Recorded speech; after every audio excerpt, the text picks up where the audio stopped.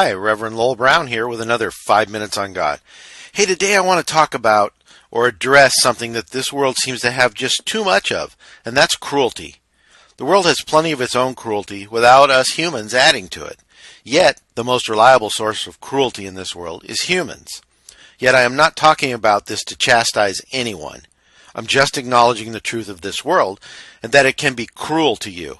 So now I ask, what are you going to do about this cruelty when it hits you?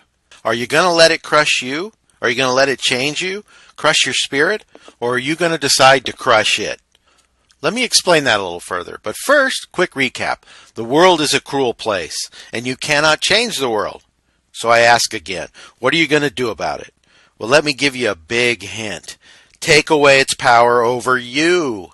That's right. Take away its power over you. Strip it naked and leave it lying in a puddle.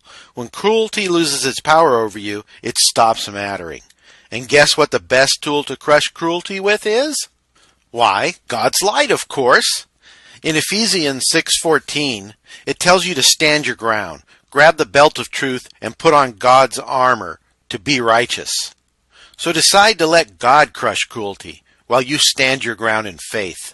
When you take away cruelty's power over you, you take away its wind. You leave it trying to fly with no wind in its wings. So I can hear you thinking, well, how do I do this? How can I make this happen? Well, God will do it for you. His shining light through you will do it. Because you don't have to do this yourself. But you do need to check your pride and move your ego aside. Let him aim his light out of you and crush this nasty cruelty today. Yes, God can crush it, but you're the one who has to take away its power. Take away its power by not letting it change you. Remove its distraction from your life. When you do this, the issuer of the cruelty will become its victim, not you. Because in Proverbs 11:17, it says, kindness will reward you, but cruelty will destroy you. So decide not to be a victim of cruelty. Don't let it change you. Be a light. Guard your door and don't let cruelty in. God's got your back. He has the power of love and freely gives it to you. Yet he retains the power to crush things as only his power. That is not for us because it damages us when we take it upon ourselves. I know it is tough to contain your wrath when you are the victim, but you must because it damages you too. The best road really is the high road. So decide to stay on the high road and let God be your crusher, a crusher of cruelty to others and yourself. When it knocks on your door, don't let it in.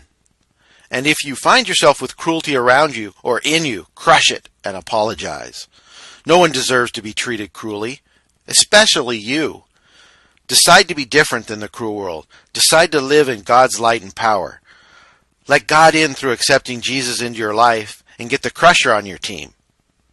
Well, this has been Reverend Lowell Brown saying so long and thanks for viewing another 5 Minutes on God. And see you on the next one.